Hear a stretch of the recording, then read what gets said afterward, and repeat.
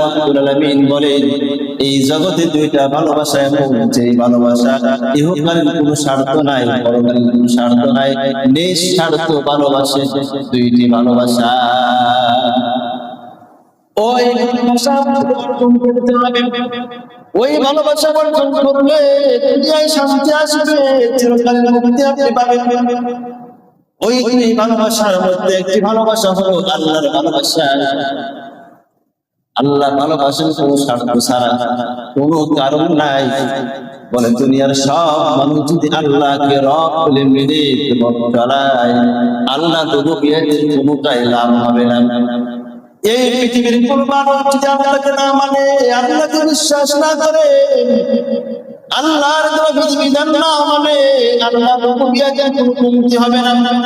আল্লাহ যেমন ছিলেন তেমন থাকবেন, তার কোনো পরিবর্তন নাই। কিন্তু আল্লাহ কেন আপনাকে ভালোবাসে? বলে আল্লাহ আপনার জন্যই আপনাকে ভালোবাসে।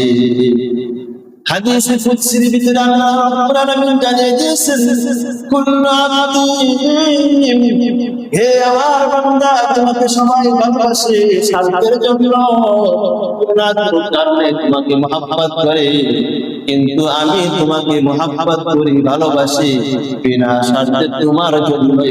সুবহানাল্লাহ। দুই নম্বর ভালোবাসা নবী মুহাম্মদ রাসূলুল্লাহর ভালোবাসা। নবী আপনাকে ভালোবাসে নবীর স্বার্থের জন্য না, আপনার জন্যই আপনাকে ভালো, আপনার কল্যাণের জন্য নবী আপনাকে ভালোবাসে। আমরা সবাই মিলে যদি নবীর গুণগান না গাই, নবীর ইত্তেবা অনুসরণ না করি, নবীর শান মর্যাদা কোথায় কমতে হবে না? হবে? কথা বলেন, হবে নাকি? এই পৃথিবীর কেউ যদি নবীকে না মানে, নবী বলে বিশ্বাস না করে, নবীর অনুসরণ না করে, কোনো ক্ষেত্রে না করে, নবীর মান মর্যাদার টুকরা করতে হবে না। আবার সব মানুষ যদি নবীর অনুসরণ অনুকরণ করে, নবীর ইত্তেবা অনুসরণ করে, নবীর মান মর্যাদার কোনটাই বৃদ্ধি পাবে না। নবী যেমন ছিলেন তেমন আছেন, নবী তেমন থাকবেন।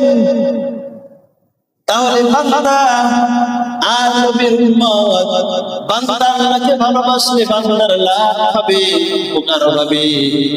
নবীর উম্মত নবীকে মহব্বত করলে, ভালোবাসলে উম্মতের উপকার হবে।